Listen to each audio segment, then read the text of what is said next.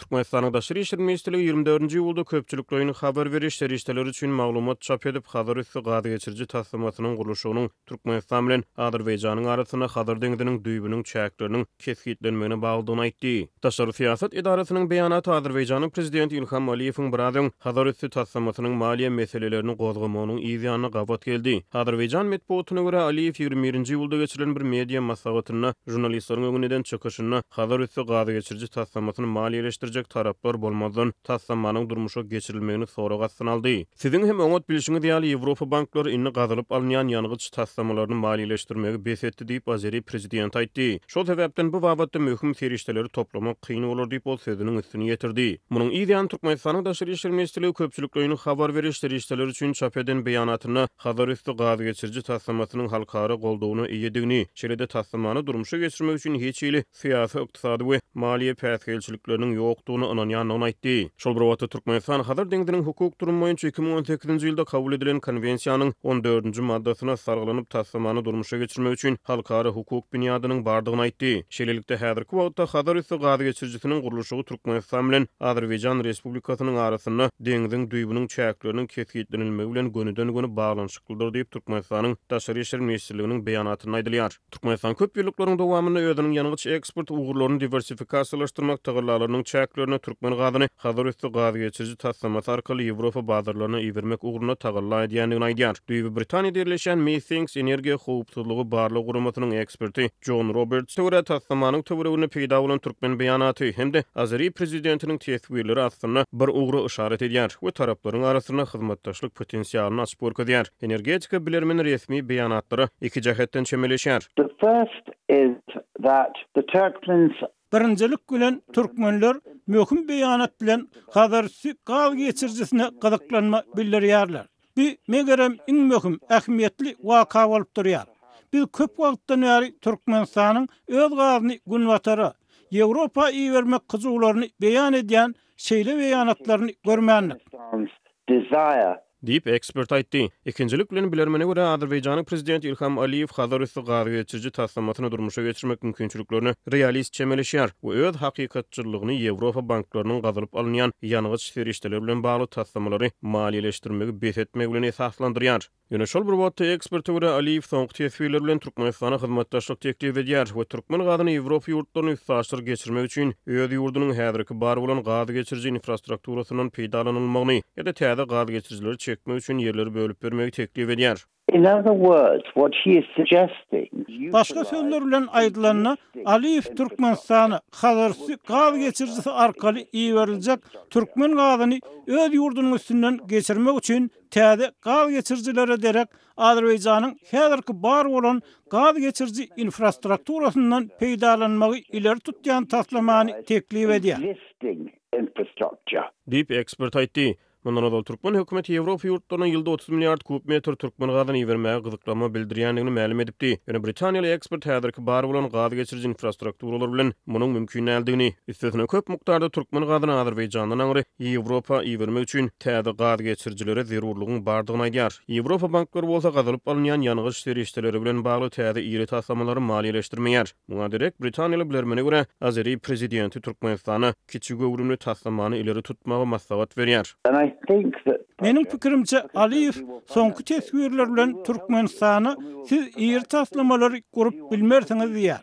Sebäbi şeýle taslamалary hiç kim maliýeleşdirmeýär. Ýöne Aliýew biz size ýardam bereriz diýär. Eger siz kiçik öwrümli taslamany durmuşa geçirmekçi bolsaňyz biz gady üstsaşyr geçirmek üçin öz deskalarymyzy berip bileriz diýär. Bu ýerde sorag şu Türkmenler kiçik öwrümli taslamalara gazaklanma bildirýärmi? you want to proceed with a smaller project. Diýip ekspert aýtdy.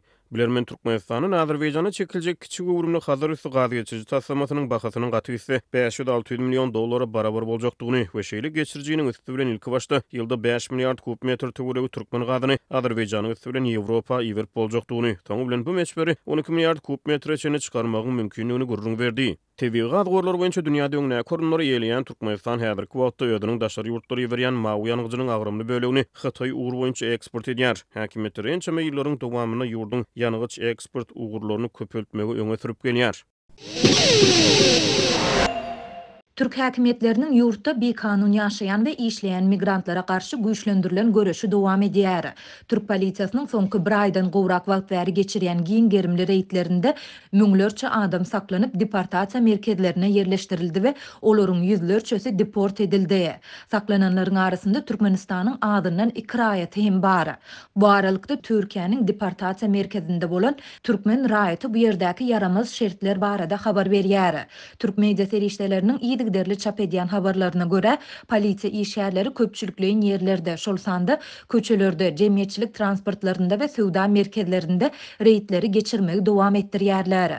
Reýtler ýurdun idara kärhanalaryna, zawodlar, fabriklerine hem gurnalýar. Kocaeli velayet häkimligi bir kanun migrantlara karşı şu ýylyň dowamında 79 sany reýdin geçirilendigini we 419 migrantyň deport edilendigini ma'lum etdi diýilip, Demokrat Kocaeli neşriniň 24-nji iýulda çap eden habarynda aýdylýar. Türk mediasy saklananlaryň we deport edilenleriň haýsy ýurtlaryň raýatlarydygyny aýdynlaşdyrmaýar. Ýöne Adatlyk radiosynyň İstanbuldaky Inamdar çeşmesi täzelikde saklananlaryň arasynda azyndan 2 türkmen raýatynyň bardygyny aýdýar. Mundan 2 hepde gowrak odal saklanyp İstanbuldaky Tuzla deportasiýa merkezine yerleşdirilen tanşym öz ýanyna başga-da 2 türkmenistanynyň getirilenini aýtdy. Olar Türkmenistanyň şu ýere gelipdirler. Olar wizalary gutaran soň Türkiýede ýaşamagy ygtyýarnama alyp bilmändirler. Dip çeşmämiz bellidi. Ýatlasak Adatlyk mundan bir hepde gowrak ozal 6 türkmenistanlynyň saklanandygyny habar berdi. Çeşmelerimiz olaryň biriniň boşadylandygyny aýtdylar. Ýöne onuň nämäniň esasynda goý berilendigini anyklamak häzirlikçe başartmady. Adatlyk İstanbuldaky deportasiýa merkezi bilen habarlaşyp, türkmen migrantlary barada maglumat almaga synanşdy. Ýöne telefona jogap beren resmi bu barada maglumat berip bilmeýändigini aýtdy.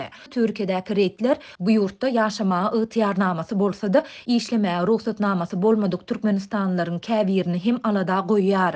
İstanbuldaky süýji kökü öndürýän kärhanalaryň birinde işleýän türkmen raýaty kärhananyň ýolbaşçysynyň özüne reýtleriň gerimi adalýança öýünde işlemegi maslahat berendigini gurrun berdi. Şu günler polisiýa iş yerlerine aýlanyp işlemäge ruhsatnamasy bolmadyk daşary ýurtlulara we iş berejilere jerime salýar. Şol sebäpli ýolbaşçym bir näçe gün ýa-da hepde öýden işlemegi tapşyrdy. Meniň esasy işim halkara müşteriler bilen habarlaşmakdan, hat alışmakdan ibarat bolan üçin öýden hem işläp bilýärin. Dip Türkmenistanly migrant aýtdy. Garaşsyz neşir Türkmenistanyň kronikasy özüniň Türkiýedäki habarçylaryna salgylanyp, polisiýa işgärleriniň saklananlara ýowuz çemeleşýändigini habar berdi. Polisiýa işgärleri saklanan adamları itýärler, ýere goýýarlar, aýaklary bilen ýençýärler. Soňra migrantlary deportasiýa merkezine yerleşdirýärler diýip neşiriň 22-nji iýulda çap eden habarynda bellenilýär. Bu aralykda Türkmen Helsinki fondu geçen hepde Şanlıurfa deportasiýa merkezinden boşadylan türkmen migrantyna salgylanyp, bu ýerdäki yaramaz şertler barada habar berýär. Bu merkezdäki iýmit erwet arastaçylyk şertleri yaramaz. Ýatýan ýerimizde dürli möýmöjekler bardy. Öýlerimizde jaň etmek üçin 5 minut berýärler. Ýöne nowbat hemişe ýetmeýär. Mundan başga-da tutsuk edilenler ýenjilýär. Dip Türkmen Helsinki fondu 24-nji iýulda çap eden habarynda türkmen migrantynyň sözlerini çytyrlaýar. Onuň tasdiklamagyna görä häzirki wagtda 200-e goly Türkmenistanda Şanlıurfadaky deportasiýa merkezinden boşadylmagyna garaşýar. Olaryň köpüsi deportasiýa edilmek barada çykarylan karary kaziýete şikayet etdi. Türkiýe geçen ýyl Aşgabatyň haýyşy esasynda Türkmenistanlylar üçin 30 gün wizasy syýahat düzgünini ýatyrdy. Muňa garamazdan Türkiýe henüzem türkmen raýatlar üçin özüne çekici uğur bolmanda galýar. Aşgabatdaky bir näçe uly binada çatraklar peýda boldy. Türkmen News neşri täze gurulan Aşgabat adly söwda hem güýmenji merkeziniň we oňa ýanaşyk jaýlaryň şol sanda ýaşaýan jaý toplumuna degişli binalardaky ýagdaý barada habar berýär. Neşriň maglumatyna görä Aşgabat söwda merkezi diýilip adlandyrylýan söwda we güýmenji merkeziniň binalarynda şeýle biznes merkezinde we ýaşaýan jaýynda çatraklar peýda bolup toplumyň golaýyndaky ýol çöküpdir. Türkmen Newsyň habaryna görä Potratçy beýik bina kärhanasy kemçilikleri gıtsagly aradan aýyrmaga synanşýar. Ýollardaky jaýryklaryň üstü örtülýär, binalarda çat açan ýerler plita bilen ýapylýar. Azatlyň Aşgabatdaky habarçydy hem ýaşaýyş jaýynyň ýaşaýjylarynyň pethili guruluşyň kemçiliklerine garşy öz başdak hem görüşýänligini habar berýär. Emma ol edilýän synançyklaryň oňy netije bermeýänligini belleýär. Yerdeminäki gapylar yapylmaýar ýa-da açylmaýar. Ol gapylary iýen bir näçe gezek gaýtadan bejerdiler. Kwartiralarda her ýyl jaýryklar peýda bolýar. Ýaşaýjylar öz hasabyna olary bejerýärler we gaýtadan dogurlap renkleýärler. Köpleri ýan bu jaýlarda kwartira satyn alanlyklaryna ökünýärler we olardan dynmaga finansiýarlar. Emma ipoteka bilen satyn alynan bu kwartiralar ýygyny gaýtaryp bolmaýar. Dip yerli ýaşaýjylar bilen gürleşen habarçymyz aýdar. Türkmen News Sowda we Güýmenji merkeziniň hemde oňa ýanaşyk toplumyň binalarynyň ýagdaýy bilen baglanşykly kynçylyklaryň öňden bäri bardygyny habar berýär. Bu toplum 2021-nji ýylda açylyp 2022-nji ýylyň ýanwar aýynda Sowda merkezi sanitariýa sebäpli wagtlaýynça ýapylypdyr we şol ýylyň mart aýynda dabaraly ýagdaýda gaýtadan açylypdyr. Toplumyň gurulmagy barada karara Türkmenistanyň şol wagtky prezidenti Gurbanguly Berdimuhammedowyň 2018-nji ýylda gol çekenligini neşir belliýär. Türkmen Newsyň habaryna görä binalardaky jaýryklar proýekti işläp düzmekdäki we ony ýerine ýetirmekdäki kemçilikler sebäpli ýüze çykypdyr. Çeşmelere görä beýik bina peshili taslamany taýýarlap ony kemçilikli durmuşa geçiripdir. Sebäbi öz howandaryna Aşgabat şäheriniň öňkü häkimi Şah Muhammed Durdulyeva dayandy. Ol häzirki wagtda Täze Arkadaq şäheriniň häkimi wezipesine geçirildi diýip Türkmen News ýazýar. Indi Jajy Aşgabat Sowda merkeziniň çat açmagyny öňkü prezident Gurbanguly Berdimuhammedowdan we onuň ornuny tutan ogly Serdardan gizlemek üçin elinden geleni edýär diýip Türkmen News ýazýar. Sowda merkeziniň we ýaşaýyş jaýynyň guruluşyna potratçy bolan beýik bina hususy kärhanasyna Bek Muhammed Jajy ýol başçylyk edýär. Şeýle neşir Aşgabat Sowda merkeziniň ýanyndaky kwartiralary bay adamlaryň satyn alandygyny, olaryň bahasynyň 450-500 000 Amerikan dollaryna barabar bolandygyny ýazýar we indi öý eýleriniň şol kwartiralardan ýarym bahadan dynmagy finansiýanlygyny belliýär. Adatlyň Aşgabatdaky habarçylary hem bu ýaşaýyş toplumunda kwartiralaryň meşhur däldigini habar berdi. Onuň söýlerine görä köpçülik sebitdäki binalaryň çökmek howpy barada öňden bäri habarly bolup ol ýerde jaý satyn almak islemeýär. Adatlyk bilen söhbetde şolan guruluşy hünärmenleriniň söýlerine görä guruluşy işleriniň hem ulanylan materiallaryň hiri bilen bagly problemalardan başga da ýasaty meseleleriň biri topragyň aýratynlygy bilen bagly ýerasty suwlar ýörite drenaj ulgamyny talap edýär. Bu etrapçyda ýaşaýanlar topragyň aýratynlyklarynyň öňden bäri habarly bolup, ýerasty suwlaryň geçmişde pajygaly ýagdaýlara hem sebäp bolmagyna mysal getirýärler. Odal bir ýere gaza diýilýärdi. Ol ýerden sil suwlary ýol salan soň elmedama o ýerler suw sorýan gorplar emele gelýärdi. Käbir o ýerleriň diametri 50 metr ýa-da ondan hem giňdi. Çuňlugy bolsa 10-15 metr baryp ýetýärdi. Ýadymda 1980-nji ýylyň gaşyny gedelenje diýerkäm, şunuň ýaly bir o ýeriň üstündäki buz dögülli we meniň klasaşym onuň aşagyna ýygynanan suwa ýykyldy. Ony halas etmek üçin uly aýal ony suwa ýökdi we pajygaly ýagdaýda helak boldy. Soň bu ýerdäki o ýerleriň üstüne kum goýup köp gatly beýik jaýlar gurdular. Aşgabat Sowda merkeziniň gurulan ýerinden hem sil akymy geçýärdi. Öň bu ýerde iňçe kesel hastahanasynyň binasy ýerleşýärdi. Diýip yerli ýaşaýjylaryň biri Azatlyk radiosy bilen söhbetdeşlikde aýtdy. Hünärmenler Aşgabatdaky we onuň töweregindäki topragyň aýratynlyklarynyň soňky ýyllarda paýtagtda gurulan uly deshalara howp salýanlygyny belliýärler. Mysal üçin 2017-nji ýylyň ýanwar aýynda ýerasty suwlar sebäpli Aşgabatyň halkara aeroportunyň täze binasy çöküpdi.